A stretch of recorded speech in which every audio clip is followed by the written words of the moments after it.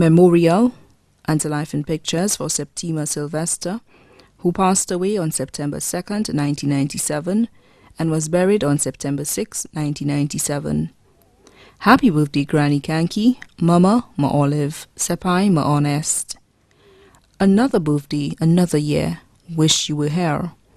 We enjoyed the simple things that life with you regularly brought us. Remembering your famous words brings joy and laughter to us. Pillar, Winder, Blige, Bedoughton, and the list goes on. Oh, how we miss you. Inside our hearts you have a place. You lived a life with so much grace. We can just see you beat those drums in the Salvation Army and sing your favorite songs. The General say, Dry Weather House, and I couldn't and I shouldn't. Happy birthday, Granny, until we meet again. Written by granddaughter Diane Felicien.